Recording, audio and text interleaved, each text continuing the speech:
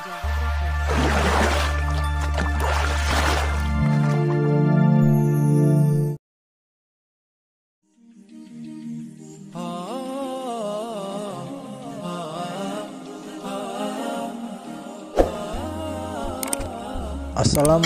warahmatullahi wabarakatuh. Selamat datang di Energi Islam.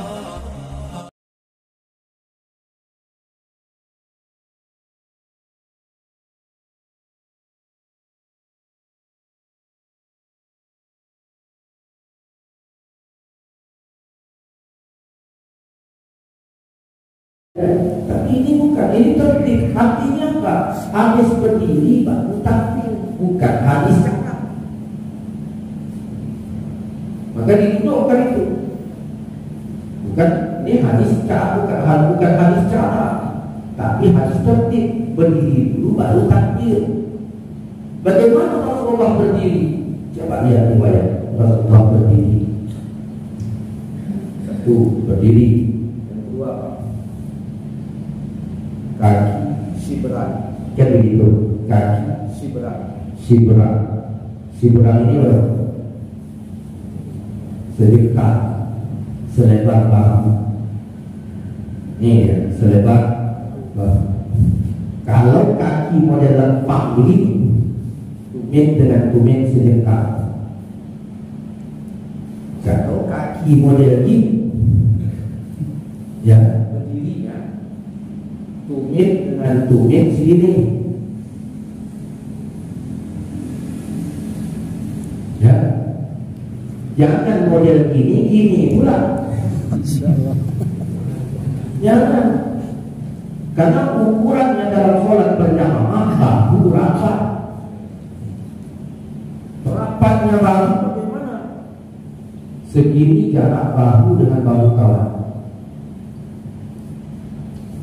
Kalau kaki selebar bahu, kawan dengan bahu kita berjarak, otomatis kaki dengan kawan tidak ada. Maka pendapat orang salafi mengatakan, ya, pendapat orang salafi mengatakan kaki harus nyentuh syash.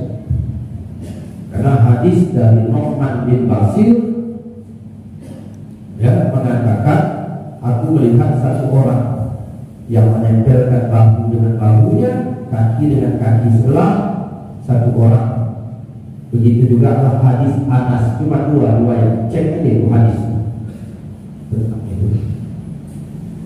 Dan jadi berapa? Berdiri, kaki selebar bahu. Nah, terus afdolnya jemaah menghadap kiblat. Ustaz, aku jadi ucap goreng pisang model gini, jempolnya yang menghadap kiblat, bukan yang ini. Tapi ini bukan menjadi syarat berdiri. Dan tiga, yang keempat, mata melihat ke tempat sujud, lihat ke tempat sujud. Yang kelima, mengangkat tangan, hadis dari Abdullah bin Umar, hadwa mangkabaihi, setentang bahu. Sedangkan riwayat satu lagi, hatta yuhazi uznaihi, setentang kuping. Ini dengan ini, dua macam, tidak ada yang ini. Segini dengan segini, tidak ada juga yang boleh. Ada dua, ini dengan ini. Nah, jadi begitu tangan diangkat hendak takbir, waya khusus malam ini, Rasulullah mengambil tangan kirinya dengan tangan kanannya, baru meletakkan. Hadis Wa'il bin Hujur di atas dada, sahih di atas dada, sahih. Tapi tidak diamalkan oleh Hanafi, tidak diamalkan oleh Maliki, tidak diamalkan oleh Syafi'i, tidak diamalkan oleh Ahmad bin Hanbal, tidak diamalkan oleh Bukhari, tidak diamalkan oleh Muslim, tidak diamalkan oleh Abu Dawud, tidak diamalkan Tirmizi, dan semuanya tak amal. Hanya Al-Albani saja dan kawan-kawan sibuk mengarahkan orang ke mana. Yang kedua, Ibnu Huzaimah. Yang ketiga, Ali bin Abi Thalib. Dan ini banyak diamalkan di Maghribi, di daerah Maluku. Ya, ini kalau di Masjidil Haram dua, ini sama ini. Imam-imam Masjidil Haram nggak ada yang ini. Yang ada ini sama ini Imam Masjidil Haram. Ya, ada. Kecuali imam yang baru diangkat. Tahu lah saya kemarin ada. Nih, dah. Saya pakai yang ini. Aima ilan jihadi yasari, artinya condong ke arah kiri. Nah, disinilah terjadi ada orang yang kemari condong, ya. Dalam Ya'atu Talibin condong, dalam Nihayat Ujian juga condong. Saya tidak seperti itu memahaminya. Karena kalau kemari bukan condong, meningkat gitu. Ya. Lalu bagaimana dibentuk condong itu? Ini tapak tangan tetap di ulu hati.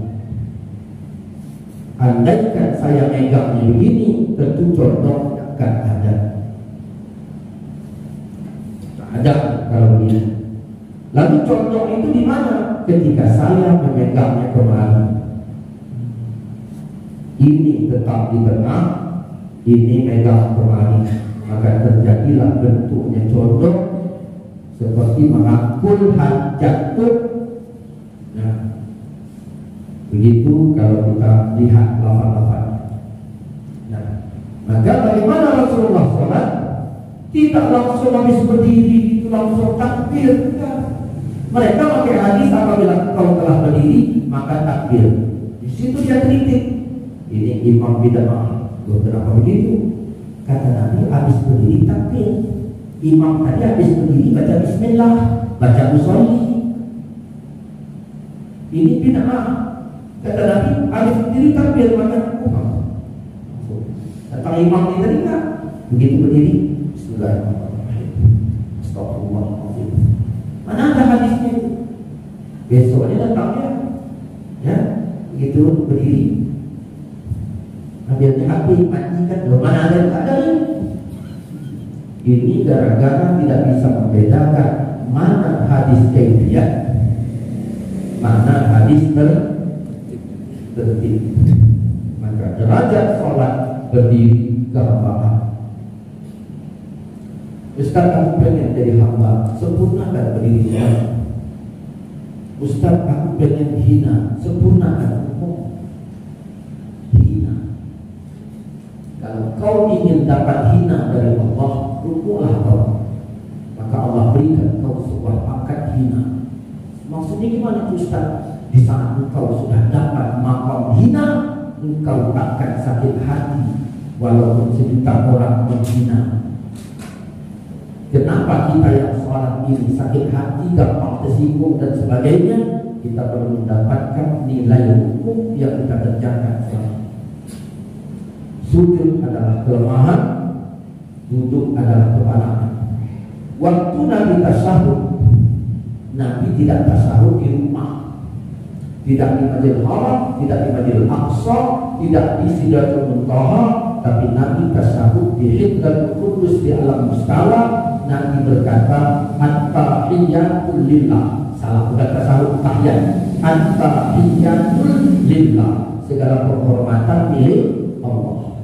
Maka Allah dudukkan tahiyat ini di waktu duduk, bukan waktu berdiri kehambaan, bukan waktu sujud kelemahan, bukan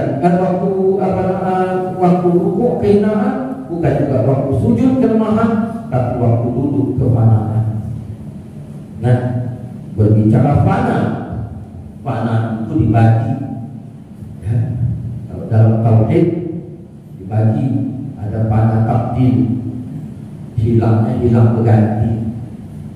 Nah, aku tadi kemarin nyimpan padi 1 tahun, sudah hilang, sudah fana. Fana apa? Fana tabdil. Kenapa? Karena digiling jadi beras, nggak ada lagi padinya, hilang berganti. Ada fana yang hilang lenyap. Yang dimaksud yang mana? Fana, tak ada lagi, tak ada aku tak ada. Ya, afdal zikri fa'lam annahu la ilaha illallah. Sebaik-baik zikir ketahuilah tiada ilah ya, selain Allah. Maka la ilaha illallah pertama, buang kebesaran makhluk dari dalam hati. Buang kebesaran makhluk dari dalam hati, bahwa di hati kita tak ada lagi makhluk yang besar. Siapa itu makhluk yang besar? Aku. Aku ini buang dari dalam hati. Aku dah tak ada lagi. Karena kalau ada aku payah. Itu si bola. Kalau ada aku payah mati dia. Aku.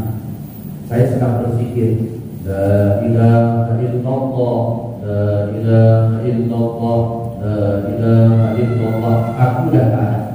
Dah saya buang. Sebelah saya ada orang berzikir, la ilaha illallah, la ilaha illallah, la ilaha illallah.